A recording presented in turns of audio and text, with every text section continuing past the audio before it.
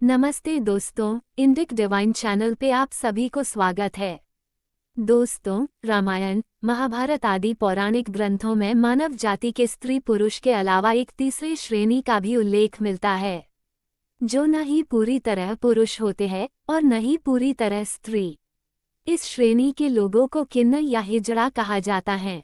इनमें पुरुष और स्त्री दोनों के गुण पाए जाते हैं। नारी की तरह कोमल हृदय और पुरुष की तरह कठोरता और पराक्रम होती है इनमें। किन्नरों की दुनिया एक अलग तरह की दुनिया है जिनके बारे में आम लोगों को जानकारी कम ही होती है।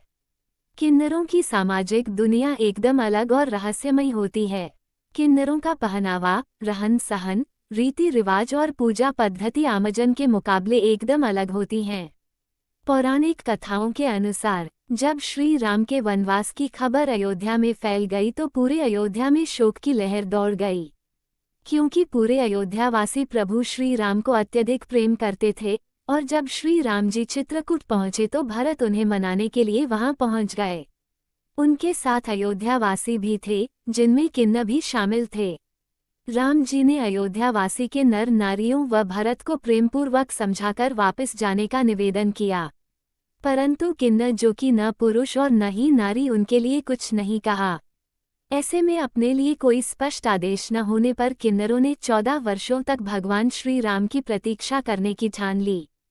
फिर जब प्रभु श्री राम वनवास पूरा करके अयोध्या वापस लौट रहे थे तो उन्हें रास्ते में किन्नर दिखाई दिए। तब श्री राम जी ने उनके यहाँ रुकने का कारण पूछा। तब किन्नरों ने बताया कि जब हम भरत के साथ आपको मनाने आए थे तब आपने विनय व प्रणाम करके छोटे, मध्य व बड़े सभी श्रेणी के स्त्री और पुरुषों को सम्मान के साथ लौटा दिया था। आपने नर और नारी को तो आदेश दे दिया था, लेकिन हम नर और नारी किसी में नहीं आते। आपने हमारे लिए कुछ नहीं कहा, इसलिए हम लोग तब से आपका इंतजार कर रहे हैं। किन्नरों के इस भाव को देखकर प्रभु श्री राम भावुक हो उठे और उन्होंने किन्नरों को गले लगा लिया। मान्यता है कि तब श्री राम जी ने इन्हें वरदान दिया था कि जब भी तुम किसी को अपना आशीर्वाद या दुआ दोगे, उनका कभी अनिष्ट नहीं होगा और तुम्हारी दुआएं सबके लिए मंगलकारी सिद्ध होगी। तब से बच्चे के जन्म और विवाह आदि मांगलिक कार्यों में वे लोगों को आशीर्वाद प्रदान करते हैं। किन्नर जिसको भी प्रसन्न होकर अपना आशीर्वाद देते हैं, उसका मंगल हो जाता है। उसे जीवन में किसी चीज की कमी नहीं रहती। तो वही किन्नरों की बद्दुआ भूलकर भी नहीं लेनी चाहिए। आज भी किन्नरों की दुनिया या समाज आम लोगों से अलग रहती हैं। दोस्तों, क्या आपको मालूम है किन्नर समुदाय किस भगवान की पूजा करते हैं और इनके कुल देवी या देवता कौन हैं? क्या आपने बहोचरा माता के बारे में सुना है? गुजरात के मेहसाना जिले में बेचारजी कस्बे में स्थित एक विशाल मंदिर है जहां बहोचरा माता की पूजा की जाती है। बहोचरा माता को मुर्गे वाली माता भी कहा जाता है और इनका जिक्र बहुत सारी जगहों पर होता है। बहोचरा माता मंदिर वैसे तो बहुत प्रसिद्ध है, लेकिन किन्नरों के बीच इसकी अपनी अलग पहचान है। पौराणिक कथाओं के अनुसार जब माता सती ने यज्ञ की अग्नि में कूदकर अपने प्राण त्याग दिए थे, तब भगवान शिव ने उनके पार्थिव शरीर को उठाकर पूरे विश्व में तांडव करना शुरू कर दिया था।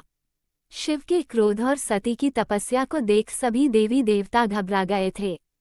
तब सबने भगवान विष्णु से मदद मांगी और भगवान विष्णु ने अपने सुदर्शन चक्र से माता सती के शरीर के टुकड़े कर दिए थे। ये टुकड़े पृथ्वी पर 52 जगहों पर गिरे थे, जिनमें से एक बहोचरा भी है। माना जाता है जब मां सती के टुकड़े पृथ्वी पर गिरे थे तो बहोचरा में माता सती के हाथ गिरे थे। बहोचरा देवी किन्नर समाज के कुलदेवी मानी जाती है। किन्नर समाज के लोग बोहचरा माता को अर्धनारीश्वर के रूप में पूजते हैं। किन्नर समाज में बहोचरा देवी का मंदिर भारत में कई स्थानों पर हैं, लेकिन सबसे प्रसिद्ध मंदिर गुजरात के मेहसाना के पास स्थित है। यहाँ पर बहोचरा देवी मुर्गे पर विराजमान हैं। इस मंदिर का निर्माण वडोदरा के राजा मानाजीराव गायकवाड़ ने किया था।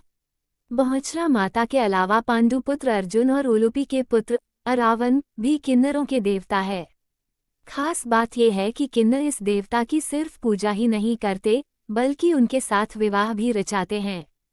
तमिलनाडु में अरावन देवता की पूजा की जाती है। तमिलनाडु में अरावन देवता की पूजा की जाती है। अरावन देव को किन्नरों का देवता माना जाता है, इसलिए दक्षिण भारत में किन्नरों को अरावनी के नाम से पुकारा जाता है। अरावन देवता महाभारत के प्रमुख पात्रों में से एक थे और युद्ध के दौरान उनकी महत्वपूर्ण भूमिका थी। यहाँ मौजूद इस मंदिर की सबसे अनोखी बात यह है कि यहाँ पर अरावन देवता का विवाह किन्नरों से किया जाता है। यह विवाह साल में एक बार किया जाता है। महाभारत की कथा के अनुसार एक बार अर्जुन को द्रौपदी से शादी की एक शर्त के उल्लंघन के कारण इंद्रप्रस्थ से निष्कासित करके 1 साल की तीर्थयात्रा पर भेजा जाता है। वहां से निकलने के बाद अर्जुन उत्तर पूर्व भारत में जाते हैं, जहां उनकी मुलाकात एक विधवा नाग राजकुमारी उलूपी से होती है। दोनों को एक दूसरे से प्यार हो जाता है और दोनों विवाह कर लेते हैं। विवाह के कुछ समय पश्चात उलूपी एक पुत्र को जन्म देती है, जिसका नाम अरावन रखा जाता है। पुत्र जन्म के पश्चात अर्जुन उन दोनों को वहीं छोड़कर अपनी आगे की यात्रा पर निकल जाते हैं। अरावन नागलोक में अपनी मां के साथ ही रहता है। युवा होने पर वो नागलोक छोड़कर अपने पिता के पास आते हैं। तब कुरुक्षेत्र में महाभारत का युद्ध चल रहा होता है, इसलिए अर्जुन उसे युद्ध करने के लिए रणभूमि में भेज देते हैं। महाभारत युद्ध में एक समय ऐसा आता है जब पांडवों को अपनी जीत के लिए मां काली के चरणों में स्वेच्छिक नर बलि हेतु एक राजकुमार की जरूरत पड़ती है। जब कोई भी राजकुमार आगे नहीं आता है तो अरावन खुद को स्वेच्छिक नर बलि हेतु प्रस्तुत करते हैं, लेकिन वो शर्त रखते हैं कि वो अविवाहित नहीं मरेंगे। इस शर्त के कारण बड़ा संकट उत्पन्न हो जाता है, क्योंकि कोई भी राजा ये जानते हुए कि अगले दिन उसकी बेटी विधवा हो जाएगी, अरावन से अपनी बेटी की शादी के लिए तैयार नहीं होता है। जब कोई रास्ता नहीं बचता है तो भगवान श्री कृष्ण स्वन्य को मोहिनी रूप में बदलकर अरावन से शादी करते हैं। अगले दिन अरावन स्वन्य अपने हाथों से अपना शीश मां काली के चरणों में अर्पित करते हैं। अरावन की मृत्यु के पश्चात श्री कृष्ण उसी मोहिनी रूप में काफी देर तक उसकी मृत्यु का विलाप भी करते रहे। श्री कृष्ण पुरुष होते हुए भी स्त्री रूप में अरावन से शादी रचाते हैं, इसलिए किन्नर, जो कि स्त्री रूप में पुरुष माने जाते हैं, वह भी अरावन से एक रात की शादी रचाते हैं और उन्हें अपना आराध्य देव मानते हैं। अरावन देवता का सबसे प्राचीन और मुख्य मंदिर विल्लुपुरम जिले के कूवगम गांव में है। कूवगम गांव में हर साल तमिल नव वर्ष की पहली पूर्णिमा को 18 दिनों तक चलने वाले उत्सव की शुरुआत होती है। इस उत्सव में देश भर से और विदेशों से भी किन्नर आते हैं। पहले 16 दिन खूब नाच गाना होता है और हंसी खुशी शादी की तैयारी करते हैं। 17वें दिन पंडित द्वारा विशेष पूजा होती है, जिसके बाद अरावन देवता के सामने मंदिर के पंडित भगवान की ओर से किन्नरों के गले में मंगलसूत्र पहनाया जाता है। अरावन की मूर्ति से शादी रचाते हैं। अंतिम दिन यानी 18वें दिन सारे कूवगम गांव में अरावन की प्रतिमा को घुमाया जाता है और फिर उसे तोड़ दिया जाता है। उसके बाद दुल्हन बने किन्नर अपना मंगलसूत्र तोड़ देते हैं, साथ ही चेहरे पर किए सारे श्रृंगार को भी मिटा देते हैं। सफेद कपड़े पहन लेते हैं और खूब रोते हैं। उसके बाद अरावन उत्सव खत्म हो जाता है। दोस्तों, किन्नर समाज में किसी नए सदस्य को शामिल करने के भी नियम है। मसलन किन्नरों के समूह में नए सदस्य को शामिल करने से पहले नाच गाना और सामूहिक भोज होता है। मान्यता है कि किन्नरों के पास कुछ अद्भुत शक्तियां होती है, जिसके कारण उनको अपनी मृत्यु का आभास हो जाता है, जिसके बाद से वह खाना बंद कर देते हैं और कहीं बाहर नहीं जाते हैं। इस दौरान वह ईश्वर में विलीन हो जाते हैं और ईश्वर से प्रार्थना करते हैं कि इस जन्म में किन्नर तो हुए, लेकिन अगले जन्म में हमें किन्नर न बनाए। किन्नर मृत शरीर को जलाने के बजाय वह दफनाते हैं। मृत शरीर को वो कफन से लपेटते हैं, लेकिन किसी चीज से वह बांधते नहीं है। उनका मानना होता है कि ऐसे में आत्मा को आजाद होने में कष्ट होता है। किन्नर समाज का अंतिम संस्कार रात को करते हैं ताकि कोई इंसान उसे देख ना पाए, क्योंकि उन्हें लगता है कि अगर कोई इंसान किन्नर के शव को देख ले तो वह अगले जन्म में किन्नर ही बनेगा। इसी कारण से पूरी अंतिम क्रिया को रात में किया जाता है। किन्नर के मृत्यु के बाद उनके बाकी साथी शव को जूते चप्पल से पीटते हैं। उनका मानना होता है कि अगले जन्म में इस योनि में जन्म ना मिले। इसके अलावा अपने आराध्य देवता का बहुत ध्यान करते हैं और साथ ही साथ दान पुण्य भी करते हैं। इसके अलावा जश्न मनाते हैं, ईश्वर से प्रार्थना करते हैं कि अगले जन्म में उसे इस नर्क रूपी जीवन ना मिले। साथ ही साथ वह 1 सप्ताह तक भूखे रहते हैं।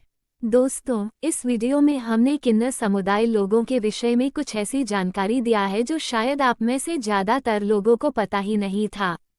किन्नौरों का भी एक गौरवमय इतिहास है, फिर भी उन्हें हमारे समाज से अवहेलना ही मिलती आ रही है। हमारी तरह उनको भी सुख दुखों का अनुभूति होता है, भले ही वह स्त्री या पुरुष न होकर तीसरी श्रेणी का ही क्यों ना हो। मनुष्य होने के नाते हमारे जैसे उनको भी मान अपमान का बोध होता है। हमारे इस समाज के तिरस्कार के कारण ही उन्होंने अपना अलग सा दुनिया या समाज बसा लिया है। किन्नरों का जन्म से लेकर मृत्यु तक दुखद जीवन होता है और उनके दुख का कारण भी हमारा समाज ही है। जरा सोचिए, किन्नर से जहां हमें आशीर्वाद मिलती है, वही हमारे समाज से उन्हें ताने, अपमान और तिरस्कार मिलती है। ये कहाँ का न्याय हुआ? हमारे इस समाज के कारण वह स्कूल कॉलेज नहीं जा पाते, जीवन जीने के लिए कहीं नौकरी पर भी सम्मान सहित नहीं जा पाते, क्योंकि लोग उन्हें किन्नर होने का ताना देते हैं और उनका मजाक उड़ाते हैं। इसलिए उन्हें अपना जीवन जीने के लिए और गुजारा करने के लिए लोगों के आगे हाथ फैलाना पड़ता है।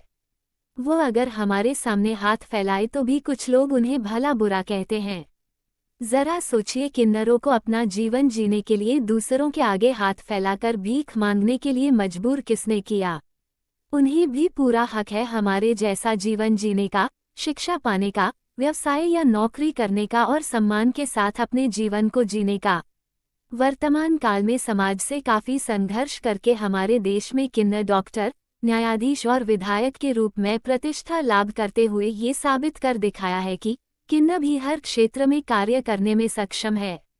47 साल संघर्ष और इंतजार के बाद भारत में किन्नरों का भी वोटाधिकार मिल चुकी है। अब भारत में भी पहली बार उत्तर प्रदेश में किन्नरों का एक विश्वविद्यालय खोलने जा रहा है, जहां प्राथमिक से उच्च शिक्षा उन्हें निःशुल्क उपलब्ध होंगी। सनातन मान्यता कहती है, किन्नर में शिव और शक्ति का अर्धनारीश्वर रूप में वास होता है।